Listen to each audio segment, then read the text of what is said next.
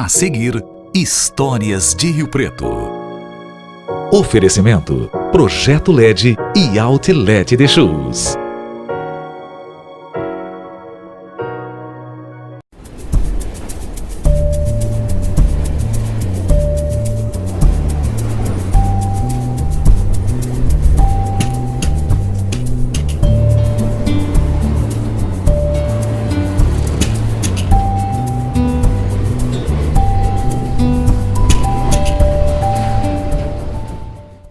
Estamos de volta com mais um programa Histórias de Rio Preto. Hoje, com meu amigo Adib Muanes Júnior. Oi, Kleber. Fui muito fã do seu pai, foi referência na minha carreira de radialista. E hoje eu tenho um prazer de tê-lo aqui do meu lado. Prazer é todo meu. Pra gente bater um papo, contar um pouquinho da sua história, contar um pouquinho da história do seu pai. Muito obrigado pelo convite, Kleber. Uma saudação a todos os que nos assistem. Programa Histórias de Rio Preto, que se propõe a falar da cidade, a contar a história da cidade e das pessoas que ajudaram a construir essa nossa grande cidade que é Rio Preto. E que são Muito obrigado, apaixonadas Kleber. pela cidade. São apaixonadas, sempre, né? Vamos contar um pouquinho. Seus pais de onde? O meu pai, o Adib, ele nasceu em Abricampo, em Minas Gerais, em 1925.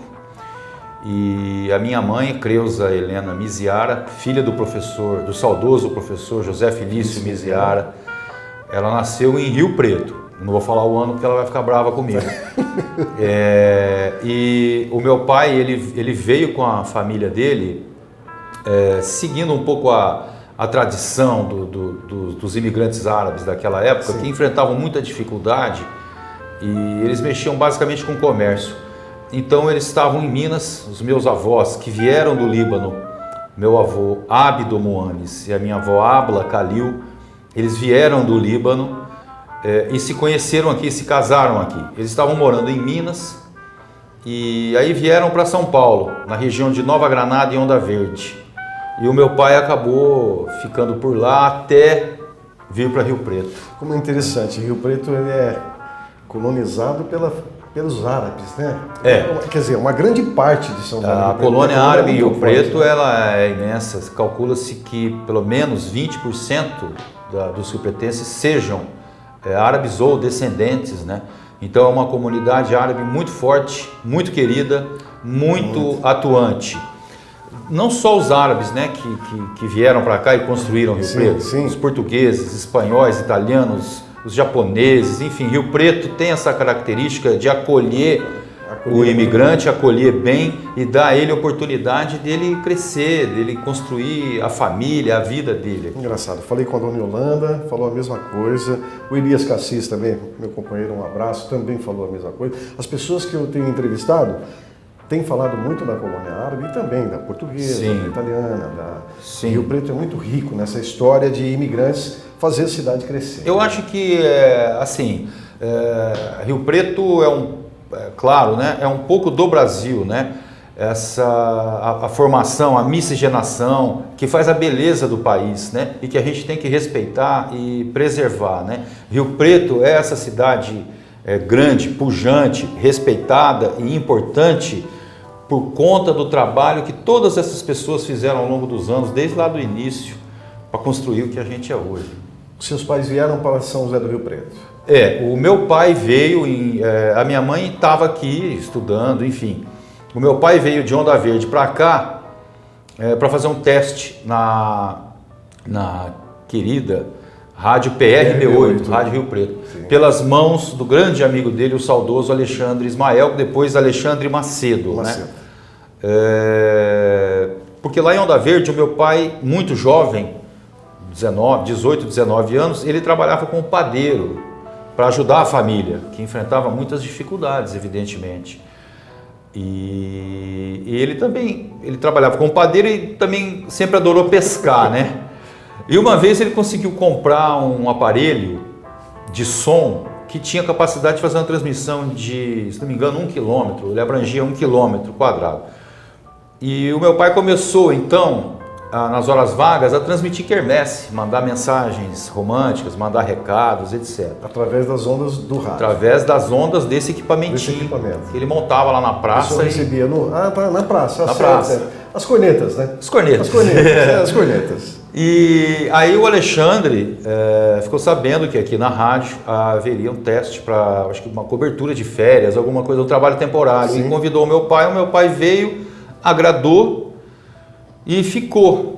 É aí que iniciou-se a carreira de radialista do meu pai, que se prolongou por mais de 40 anos. Como é engraçado, nós radialistas, a gente, até para você saber, geralmente o radialista que não tem a oportunidade, às vezes ele é chamado para uma grande emissora para fazer um teste ou para cobrir umas férias, ele se dedica tanto que 99% é efetivado.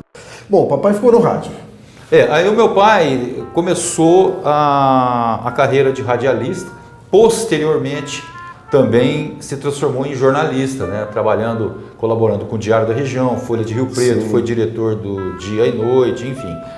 Mas a carreira do meu pai, basicamente, a história dele foi no rádio, onde ele fez história, onde foi pioneiro e onde escreveu com muita dignidade e seriedade o nome dele na história da comunicação da cidade. Com certeza, é uma referência hoje para todos nós. E Mas digo isso com tranquilidade de profissional que sou também, então eu tenho, não é só porque é meu pai, mas eu considero uma carreira extremamente produtiva, porque ele amava Rio Preto, a cidade que o acolheu, que acolheu a família dele, então meu pai sempre nutriu um amor muito grande por Rio Preto. Rio Preto e o trabalho.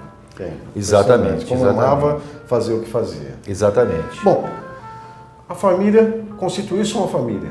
Vieram?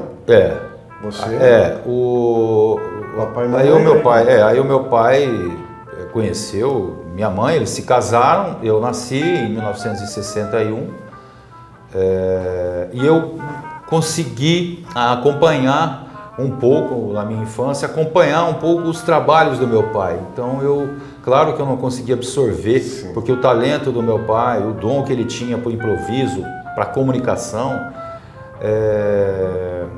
era uma coisa assim muito, muito grande. Então aquilo me chamava a atenção, né? E eu, como dizem, o talento pula uma geração. Eu não consegui nem 1/10 do que ele foi na minha profissão, também de jornalista, né? Porque o meu pai, ele conseguiu realizar coisas naquela época que eu considero assim, fantásticas, profissionalmente falando. A inauguração de Brasília, que ele foi cobrir, junto com o colega dele, nosso querido amigo Paulo Serra Martins, a quem eu mando um abraço carinhoso. Forte abraço, Paulinho, meu também. Escreveu um livro muito bacana, sim, sobre a história do rádio. Um livro riquíssimo. E eles foram inaugurar Brasília. Você imagina naquela época, com todas as dificuldades operacionais, com a tecnologia da época, aqueles gravadores imensos, fita de rolo, fios, microfones imensos. E eles conseguiram ir para Brasília. A maleta. Né? Se hoje ainda não é perto, imagina naquela época, com as condições das estradas. Né? E eles conseguiram chegar lá, conseguiram fazer uma cobertura espetacular. E o meu pai ainda conseguiu uma entrevista exclusiva com o Jocelino Kubitschek, que ele falava para mim, eu estava em Brasília, mas como é que eu ia mostrar para as pessoas, comprovar que eu estava lá? Né? Eu poderia estar em outro lugar, as pessoas queriam saber, tá lá mesmo? Lá. E aí que ele falou, eu preciso entrevistar o presidente. E foi na batalha lá para conseguir uma entrevista com o JK. Esse foi um dos marcos. Né? Teve a tragédia do Rio Turvo, sim. Uma das coisas que meu pai menos gostava de falar, que foi muito doído, foi evidente, uma tragédia, é claro, que a gente lamenta até hoje. Isso, meu pai foi o primeiro repórter a chegar lá e ele acompanhou infelizmente, acompanhou todo o resgate, teve que anunciar para a cidade, enfim, essa cobertura realmente foi muito dramática para ele, marcou muito. Enfim, e além disso, os programas que ele criou, né? Clube da Cirandinha, Tenda do Adib, Sonhos do Oriente, Cortina Romântica, Hora Fantástica, enfim. Bom, Hora Fantástica, um abraço àquela turma antiga lá de Ubaia, Clenira Sarquisa, é tanta gente daquela época, depois a Clenira assumiu, né? Mas, o Adib, quando é que você teve essa percepção do grande homem que você tinha ao seu lado, que tornaria-se uma referência, óbvio, no que você faz. Quando que você teve essa percepção? Novo? 11 anos, 10 anos, 12 anos? Não, 15 anos? para mim, o Adib Moanes era o meu pai. Né? Ele, assim, eu comecei a ter noção um jovenzinho, né? Quando eu comecei em jornalismo, principalmente, né? Que as pessoas falavam, você é o Adib, você é filho do Adib, você é o Adibinho, né? Com muita honra, eu sou o diminutivo até hoje, com muita alegria. E então, todas as pessoas se aproximavam, até hoje, eu sinto muita alegria, muito orgulho, e eu sinto um calor humano muito, muito forte quando as pessoas se aproximam de mim e falam, puxa, eu cantei no programa do seu pai, ou meu pai cantou no programa do seu pai, né? Ou conheci a minha mulher no auditório lá da rádio do Clube da Cirandinha. Então, é por isso que eu digo, é a memória afetiva na cidade, né? Que marca, isso que é muito importante. Então, eu sempre tive assim, noção de que o meu pai era um grande radialista, um grande profissional. Mas em casa ele era o meu pai, né? Que me levava para pescar e que me fazia ler, basicamente, muito, muito. A literatura sempre teve muita importância na vida do meu pai. Porque posso afirmar que a literatura talvez foi responsável, salvou a vida do meu pai. Porque o meu pai, como todos os imigrantes, como filhos de imigrantes daquela época, enfrentava muita dificuldade, né, para ter acesso à educação, né, à escola. Não havia tanta escola assim, de primeiro grau, de segundo grau, faculdade, naquela época não tinha. Então meu pai mal concluiu o primário. Só que o que com certeza deu a ele estrutura, base para ele ser jornalista, ser radialista, conseguir falar, se comunicar, se fazer entender, foi a literatura, que ele leu muito, a vida inteira. A sua infância foi em Rio Preto, estudou aonde? Eu passei a infância em Rio Preto, né? Eu estudei no querido, na escola Vitor Brito Bastos, né? Depois eu fui para o queridíssimo Instituto de Educação Estadual Monsenhor Gonçalves. Monsenhor Gonçalves. Depois eu, enfim, saí, fui estudar, mas assim, basicamente as escolas, estudei no Antônio de Barros Serra Dória também, mas basicamente as escolas da minha lembrança são o Vitor Brito Bastos e o Monsenhor Gonçalves, então, onde fiz queridos amigos, professores que eu me lembro até hoje com muito carinho das lições que me passaram, professora Deise Hollenberg, professora Sônia Hollenberg, a quem rendo as minhas saudosas homenagens. Engraçado, né? Você está falando de uma época de Rio Preto com 30 mil habitantes, 20 mil habitantes, 30, 40... Quando o meu pai veio, Rio Preto era a maior cidade da região, já, claro, né? Agora, já na minha infância, Rio Preto já era maior, já tinha... Mais de 100 mil. De 40 a 60 mil. Mais de 100 mil. Já tinha mais de 100 mil? Já tinha mais de 100 mil. Agora, Rio Preto teve essa pujança toda, se transformou nessa cidade, nessa capital regional hoje, com mais de 500 mil habitantes, de uns 20 anos, né, uns 30 anos. Que deu essa explosão. Que deu essa explosão. Né? A parte de construção cidade, civil foi muito forte. Exato. A agricultura ajudou muito, construção civil, comércio, prestação de serviço. Rio Preto tem uma economia muito diversificada. Bom, nós vamos dar uma pausa no programa Histórias de Rio Preto. Daqui a pouquinho a gente volta a falar com o Adib, o Adibinho, para falar um pouquinho sobre ele. O Adib, ou o Adibinho, professor, escritor, cronista, rígido. Daqui a pouquinho, já voltamos.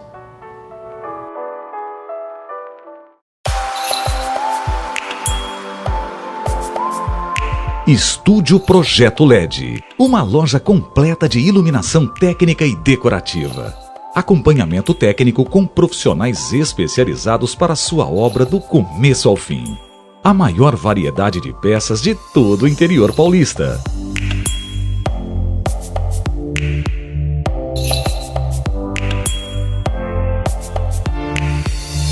Pronta entrega, tendências mundiais, preços competitivos, peças exclusivas, atendimento de excelência.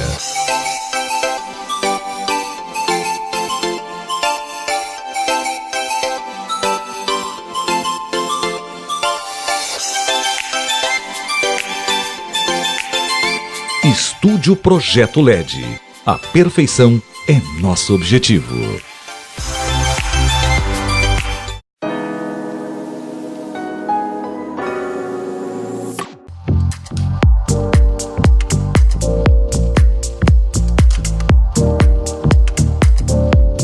Olá, eu sou a Adriana Valini da Outlet The Shoes e estou de volta. E quando eu volto é porque eu tenho muita novidade para você. Olha só.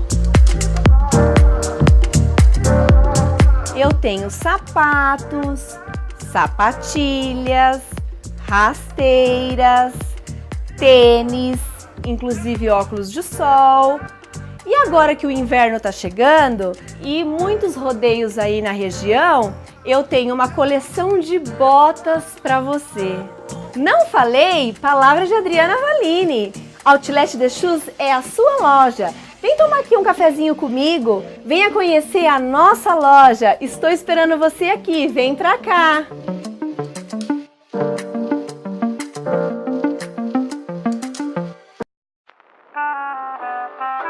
De volta com o programa Histórias de Rio Preto com o Adibinho. Eu tenho um grande prazer em conversar, bater um papo, saber um pouquinho da história dele, da família dele. Mas agora nessa parte do programa nós vamos falar um pouquinho do Adib. Do Adib profissional, do Adib pai, empresário, escritor, professor. O que mais fala? Tanta gente. Falei para o Rogério Pedroso que eu ia falar do Rogerinho. Falei, Rogerinho, eu vou falar. Rogerinho Pedroso, cinegrafista. Grande abraço ao querido amigo e grande profissional, Rogério Pedroso.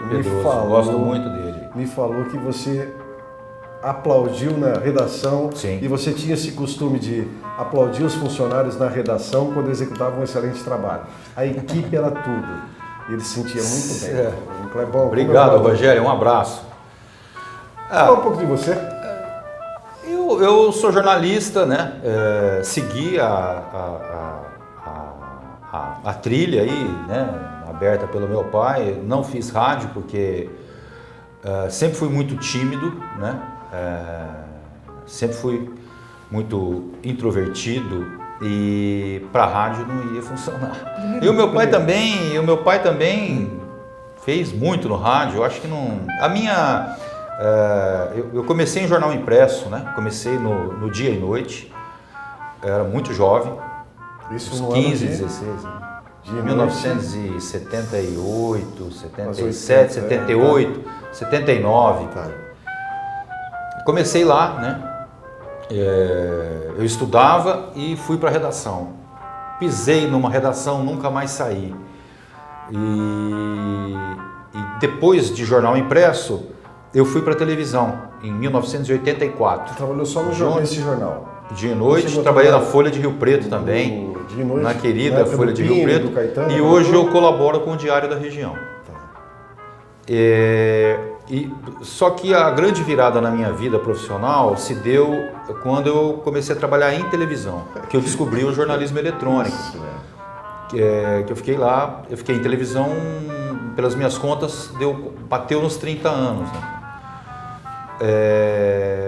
Então, em 1984, eu entrei na Globo, Oeste Paulista, em Bauru, que naquela época a Globo decidiu criar o que se chama até hoje de jornalismo comunitário e expandir para o interior as emissoras e o padrão Globo de jornalismo. Com as suas notícias localizadas. Exatamente. Então ela abriu primeiro em Bauru e depois em Rio Preto. E essa tendência do jornalismo comunitário foi seguida depois ao longo dos anos por todas as outras emissoras. Então você vê hoje que o jornalismo regional, ele tem um espaço garantido, sim, né, merecido, em todas as grades de programação de todas as emissoras. E, enfim, a minha vida sempre esteve ligada mais ao telejornalismo, né? E foi aí, foi na televisão, que eu aprendi, que eu absorvi muitas lições que servem para a vida. Principalmente trabalhar em equipe, porque em jornal impresso, na maioria das vezes, você faz um trabalho tanto solitário, né? Você vai sozinho para entrevistar as pessoas. Em televisão, você tem o repórter, tem o cinegrafista, tem o editor de texto, tem o apresentador, tem a parte técnica, então tem que dar tudo muito certo ao mesmo tempo para que tudo saia bem, né? Sim. Então você tem que aprender a trabalhar em equipe. E para mim isso foi uma grande lição na vida, porque é tudo ao vivo, então tem que ter muita união, tem que estar todo mundo remando para o mesmo lado, né? Sempre. E eu sempre, quando tive a incumbência de ser chefe, administrar pessoas. Exatamente. Eu sempre fiz questão, sou muito cobrador, evidentemente, mas eu sempre fiz questão de reconhecer o trabalho do profissional, porque eu sei como é duro, então aplaudo mesmo. Não é fácil, não tem problema nenhum. Não é fácil. Não é fácil. Em reconhecer, eu acho que o reconhecimento profissional é importante, principalmente de quem é líder, que tem a obrigação de comandar. Temos que ser gratos, né? Gratos e reconhecer, né? Não é fácil, né? Nós estamos aqui bonitinho na frente, porque você sabe que são dois bonitos, né? Muito. Impressionante. Mas por trás tem o Thiago, cinegrafista, depois tem o editor na empresa e Sim. por aí vai. A pessoa que vai checar o áudio. Então, se não tiver tudo redondo, nada acontece. Nada acontece. E a nossa obrigação, além de apresentar, é aplaudir essas pessoas. Exato. Você deu aula também, Edi? Não, aula não, não cheguei a dar aula não. Por que as pessoas no meio te chamam de professor? Não sei. Não sei. Eu agradeço, inclusive, com muita humildade. Não sou professor. Tenho pelos professores, minha mãe é professora, tenho por eles uma extrema admiração, mas não sou professor. Eu, às vezes, quando tem algum professor de faculdade que me chama para trocar uma ideia com os alunos, com os estudantes, eu vou com o maior prazer. Mas que esse é o motivo?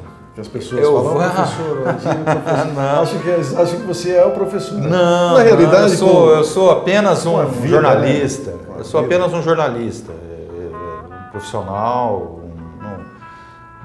Não cheguei a dar aula. Agora eu vou te fazer uma pergunta interessante. Você vai ficar até quando trabalhando? Quando tiver?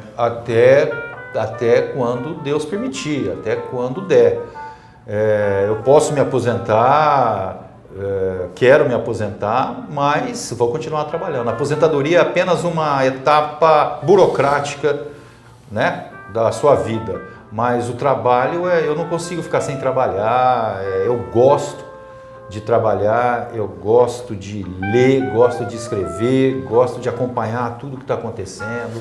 Então não está nos meus planos a aposentadoria. Você falou em acompanhar o jornalismo de 20, 30 anos atrás. Ele deu uma reviravolta, né? Deu. A forma de apresentar, a forma de falar, texto, tudo mudou, né? Tudo mudou. Muitas coisas, a maioria, mudou para muito melhor. Por exemplo, hoje você tem condições tecnológicas, operacionais, de fazer o que você quiser. Você faz uma transmissão pelo celular, né? Você tem aplicativos de conversa simultânea que você pode trocar arquivos. Você tem as redes sociais, enfim, a base para o exercício da profissão nunca esteve tão boa. É por isso exatamente que os jornalistas têm que se esforçar cada vez mais para serem claros, objetivos e combater fortemente um efeito colateral nocivo dessa amplificação da comunicação, que são as fake news, né? Então é uma batalha. Hoje nós, os jornalistas que preservamos a profissão, nós temos que combater, fiscalizar e denunciar as notícias fabricadas que só têm o objetivo de confundir. Agora, Di, com toda essa tecnologia, com toda essa vantagem que nós temos hoje, para quem está chegando agora no jornalismo, na comunicação, você acha que ele vai ter que não se dedicar menos, ou estar menos instruído para poder executar as mesmas coisas que nós fazemos hoje e que fizemos há 20 anos atrás? Essa tecnologia vai estar ajudando ou atrapalhando? Não. Eu acho que a tecnologia sempre ajuda, só ajuda. embora a internet tenha muita porcaria, a internet foi uma invenção maravilhosa, Sim. né? Eu acho que a tecnologia, o avanço tecnológico só ajuda. E a preparação pessoal? Mas a preparação ela continua sendo a mesma. O jogador de futebol tem que saber driblar e fazer gol ou defender. O médico tem que saber consultar, operar, o advogado escrever uma petição. Os fundamentos da profissão são os mesmos. São os mesmos. O jornalista ele tem compromisso com a informação, de buscar a verdade. Para isso, ele tem que se aperfeiçoar. E ele se aperfeiçoa escrevendo, lendo, corrigindo, admitindo o erro. E aquela velha história, né? Não pode deixar o mesmo cachorro te morder 2 vezes. Né? Você errou, esse erro você não pode cometer mais. Né? Você tem que ir para frente, cometer novos erros, que a vida é assim. Mas o jornalista que tem essa função social, primordial de informar corretamente, o fundamento da profissão continua sendo o mesmo. A preparação você tem que se preparar intelectualmente para você exercer a sua profissão, que é uma nobre profissão. No jornalismo, a coragem é de suma importância? Totalmente. Sem coragem, na vida toda, né? Você precisa ter coragem, você precisa ter força, você precisa estar focado. E jornalismo exige demais, exige muita dedicação, muito desprendimento, muito esforço. Não é uma profissão fácil, mas é maravilhosa. Você foi um jornalista de bater? De enfrentar? Olha, sim, todos nós temos, todos os jornalistas que atuam, eles têm que ter essa coragem de enfrentar, de fazer o enfrentamento, dentro, evidentemente, das posturas éticas da profissão, mas ele tem que denunciar, ele tem que cobrar, ele tem que mostrar o que está errado, ele tem que ter coragem para fazer tudo isso aí, que é uma das principais missões da profissão. Porque só o jornalismo, e é isso, o Brasil deve muito à imprensa. Só com uma imprensa livre há democracia, há avanço social. Nós não podemos perder isso de vista. O Brasil não pode retroceder, voltando à época da censura, né? À época das perseguições. Nós já temos um ordenamento jurídico aí que pune os jornalistas que eventualmente saiam da linha, que cometam alguma injúria, calúnia ou difamação, sim, enfim. Então, o jornalismo precisa de liberdade, a imprensa precisa ser livre para poder cumprir a sua missão de ajudar a construir um país cada vez mais democrático e inclusivo. Vale a pena, né? Vale a pena, com certeza, Kleber. Adib Moines, muito bom estar contigo. O Adibinho, igualmente, conhecido no meio do pessoal mais antigo, e você, os novos também, que já ouviram falar com certeza de você. É um grande eu sou prazer. Diminutivo, né? O Adibinho. O Adib foi o Adibão. O Adibão pai, o Adibinho com com carinho. muito orgulho. Ele está aí junto com nós e faz parte da história de São José do Rio Preto. Muito obrigado. Vamos falar um pouquinho de amor por essa cidade, para encerrar o programa, amor por essa cidade, que é a nossa cidade do coração, São José do Rio Preto. Faça amor, Adibinho. Então, aqui o meu pai fez a história dele, a minha mãe nasceu aqui, minha filha, minha mulher, eu. Então, o que dizer? Rio Preto é a minha cidade, eu amo essa cidade, gosto da história de Rio Preto, da formação da cidade, eu gosto muito de saber como a cidade foi formada, de onde todos nós viemos e como Rio Preto se transformou nessa cidade que é referência nacional em qualidade de vida, em vários índices. Claro que tem problemas, como todas as cidades, mas são problemas que é possível de superar. E é uma cidade que tem uma importância no cenário brasileiro muito grande. Então, a nossa querida Rio Preto, eu deixo aqui um beijo e um abraço muito sinceros. Muito obrigado, Adib. E a gente volta semana que vem com um outro entrevistado, com certeza faz parte da história desta grande São José do Rio Preto. a nossa cidade. Obrigado. Obrigado, Kleber. Obrigado, Thiago. Obrigado a todos da TV Estilo.